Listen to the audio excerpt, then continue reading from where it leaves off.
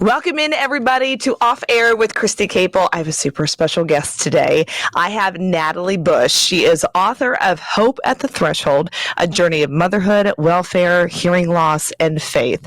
Her favorite thing to share is motherhood, which I can relate to, the good, bad, and of course, the messy. On her website, messymom.com, she has so many awesome ideas, not just for moms, but for parents alone. So we're going to welcome Jesus lover, writer, mother, and personal friend of mine since grade school, Natalie Busch. Welcome to my show. Hey, thank you so much for having me, Christy. I'm so glad you're here. We were talking off camera before we started recording. I'm like, when I started this thing, I'm like, who can I get? And I had realized Natalie had started this messymom.com website like years ago. And now it's just like basically blown up. And I think everybody can relate to motherhood. I have 3 kids. You have 3, right? What's their ages, Natalie? 4 kids, ages 8, 11, 13, almost 14, and 16. Oh, geez. We're at 16 already? Yes, it's crazy. How's that going? It's going good. He still doesn't have his driver's license, but he has his permit and he's working on getting those driving hours in, and pretty much any day now. Yep.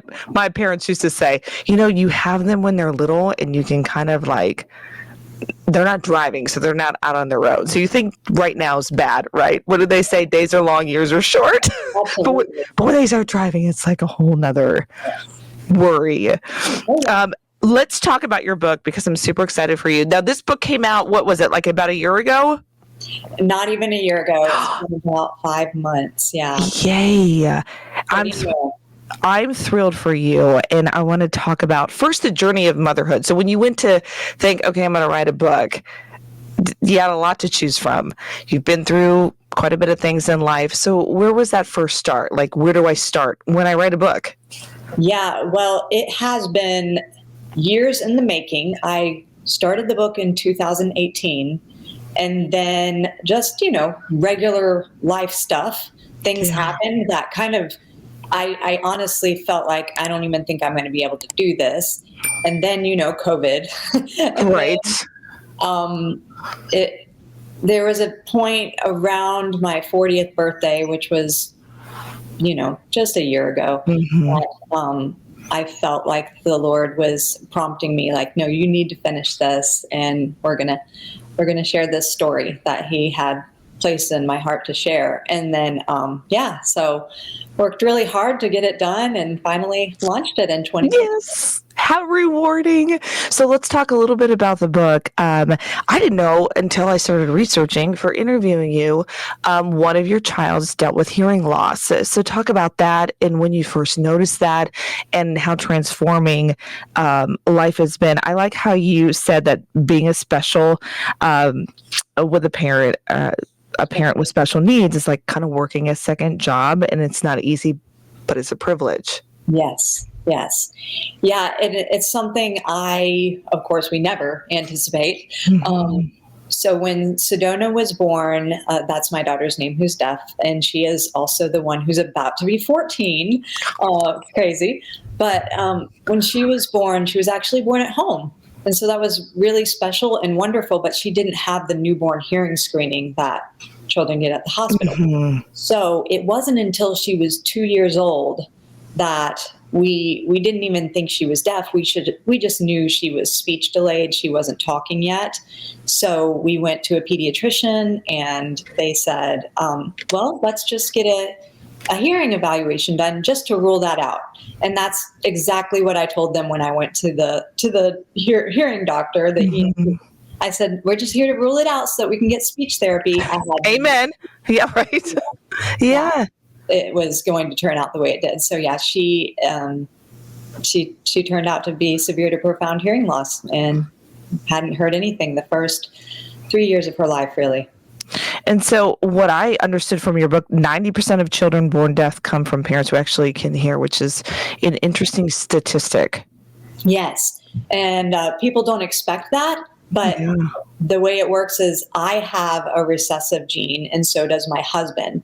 So we have a 1 in 4 chance that we both pass that gene down. And when the child gets that gene from both parents, then there's a few different disabilities and really. And so how did that transform your family? Because then you have your other kids and you homeschool your children too? I do not homeschool. Oh, okay. I was like, are you, because you're like super mom already. And I'm like, I did homeschool. So you're right about that.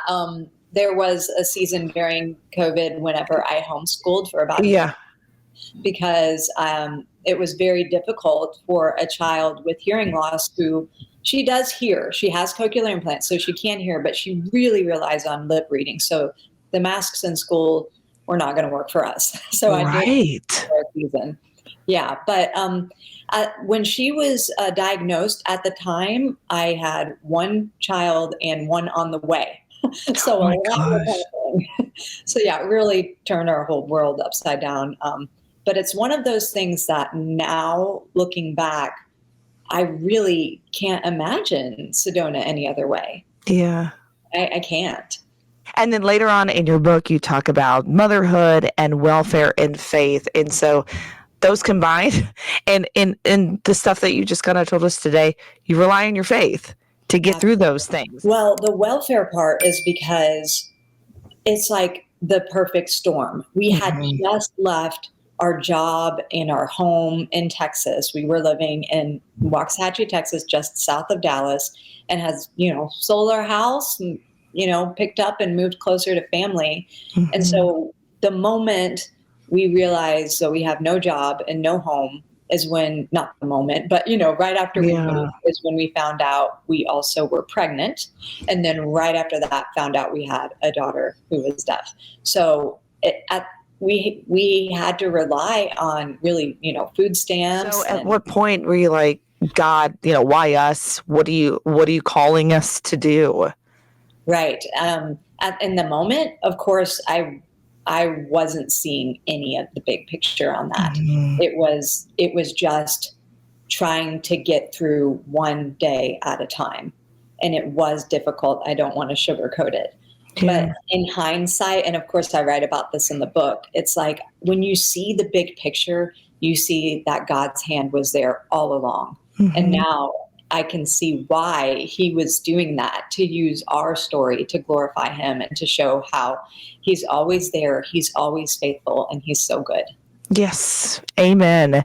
So your blogs go on there's faith blogs, there's a lot of parenting tips, and there's some ideas on what to make in the kitchen, which I'm not real familiar with where our kitchen is in our house. So I can learn a lot from you, but I love reading your blogs. And one of a couple that I wrote down, Freedom from Parenting Guilt, that lingering insecurity. I think anybody who's listening right now can fully agree that we've all been there. We feel insecure about, not always being there for the kids, or what they need, or, there's not a book. They always say there's not a book on parenthood, right? It's just kind of got to figure it out. And then with age comes all different issues, right? Your oldest is 16. Your oldest is driving. Mine is fourth grade. I feel like she's going on 21, and it's just, but then the next one's 7 years old and the next one's 3 years old and she's running around the house, with not a care in the world. And so there's all these different levels that you have to figure out at the same time.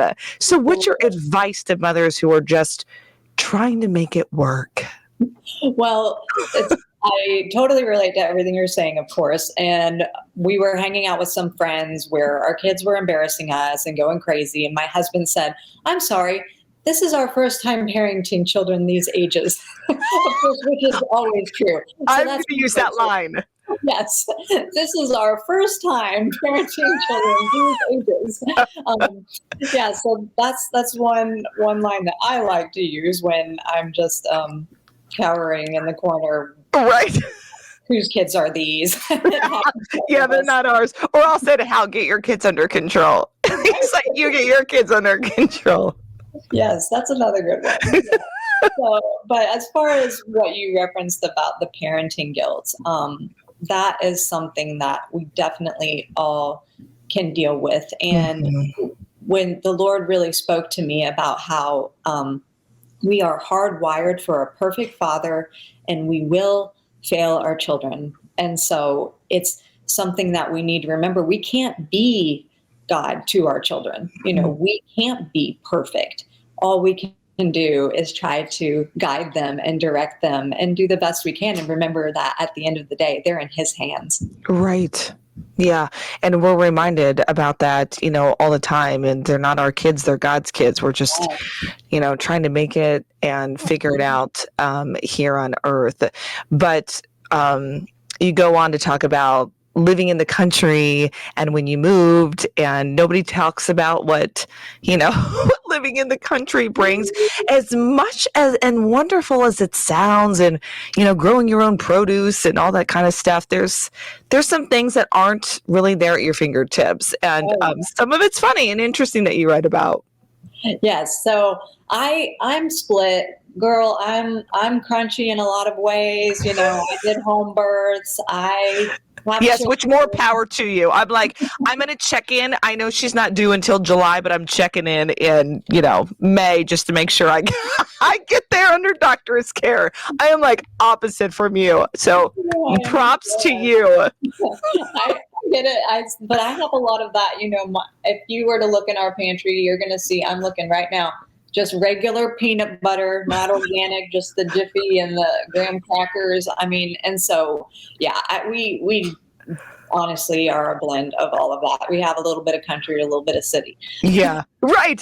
But I love your story, your frugal living, though, on the green onion hack. You have to tell our listeners about the green onion hack.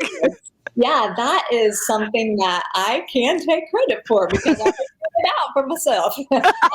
If you just buy regular green onions from the store for like 79 cents, honestly, one of the only things right now that you could get under $1, but just green onions, you can stick them in soil and they will continue to grow. I have some outside and I also have some on my windowsill. And so the ones outside just get really huge and they will go year round. Wow. My windowsill, I just snip off to add as a garnish in my dishes. So that's a little hack for your listeners. Just get any kind from the store and stick them in any kind of dirt. And I guarantee you they will last forever almost. That is wild. So you kind of come up with your own things because there's not a grocery store, right? 2 minutes down the road.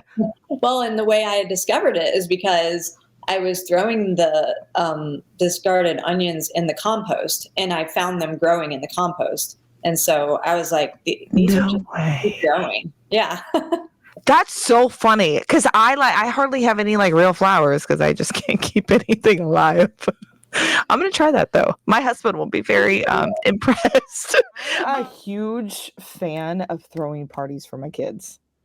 Like, yes. Natalie, their first birthdays, all of them were like this blowout birthday party.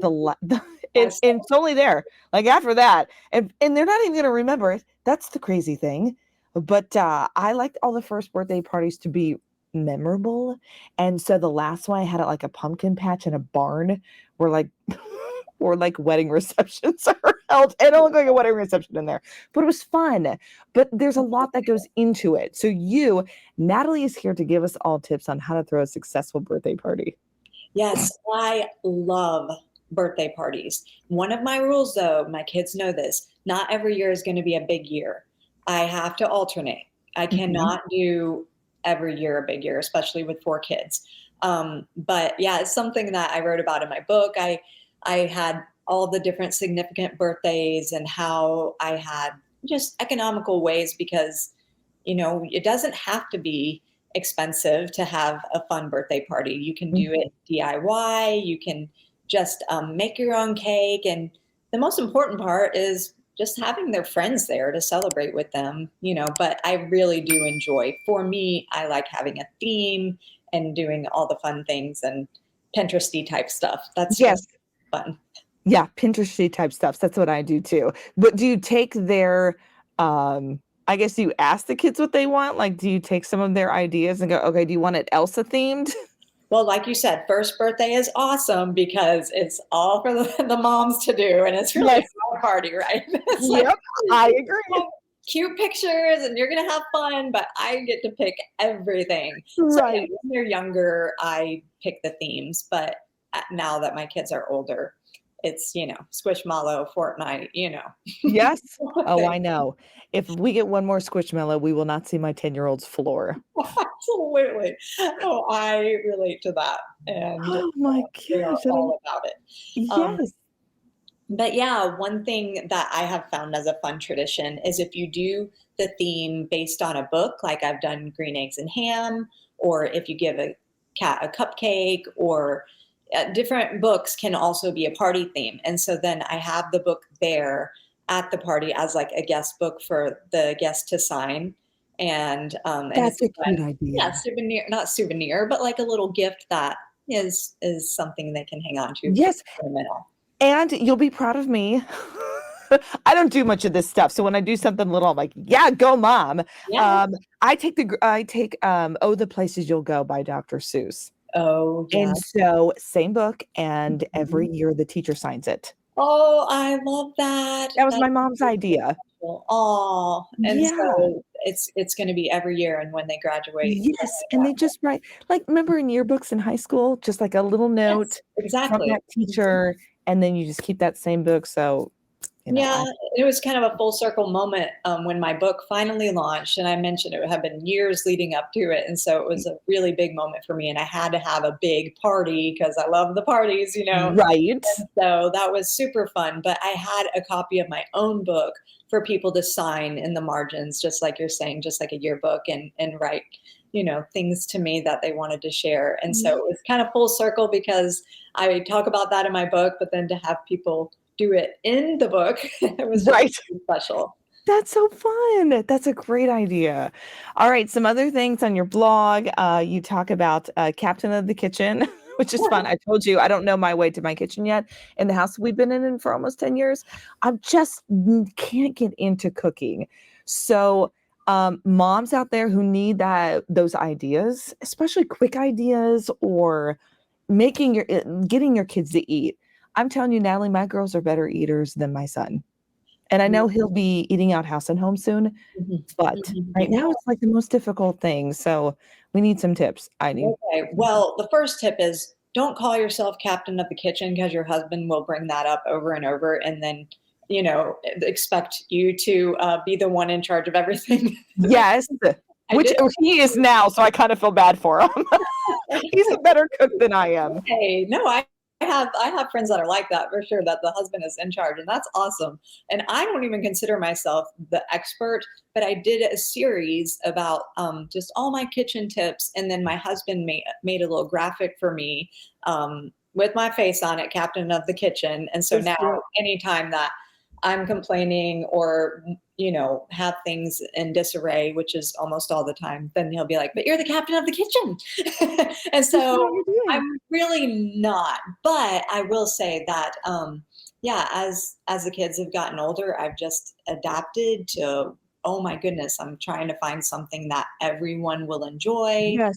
and potentially even have leftovers because with a big family, it's really like I love having leftovers because then that's the time you don't have to cook, right? Right. You But can do other things. it's hard to have leftovers, so I've been doubling up on recipes and yeah, just trial and error. Now, do you have recipes on your blog? I do have some recipes. I am not a food blogger, but yeah, No, there. but us moms are looking for the easy, we don't need like 100 steps to Yeah. get, to the destination here while kids are sitting there starving. Okay, Yeah. name your top three that are popular, top three recipes, because I'm gonna go look. Okay, well, this is right. The latest blog is the chicken pot pie, and people are going kind of crazy about that one. What makes yours so special? Because I can buy that at the store already Yes, done. it is just basic. It is rotisserie chicken, frozen vegetables, and then the already made pie crust. I'm telling you, that's what I do is just the basic stuff. That's And it? then yeah, I've got an orzo pasta on there that's really popular, and um, a cinnamon roll hack. It's just the cinnamon rolls that you buy, at the store, but before you put them in a 13 by 9, you put like pecans and a kind of caramel sauce. So when it cooks, flip it upside down and it's got all the gooey pecans on top. Oh my. It's from a cafe and it's amazing. And I stole that from my best friend. And so now I'm sharing it with you. Yum. That's our favorite thing is the roll of cinnamon rolls. Like Yes. this. Yeah. And just, you undo it and then put them in there. Yep. We're going to upgrade, girl. Yes. Oh my gosh. That's a great idea. Okay. I can do that. Anything with, do you have any good crock pot recipes? I've got the Instapot that also is a crock pot, and Yes. I don't have any right off the top of my head, but I'm telling you, if you look it up, it'll probably be on there because Okay. if you're working, then, put it in the crock pot and Yes. then go about your day. Because for me, after school is craziness. So Yeah. that is a crazy time for me to cook a meal. And they're always starving. It's like they haven't eaten since they left the house at 8 a.m. I know.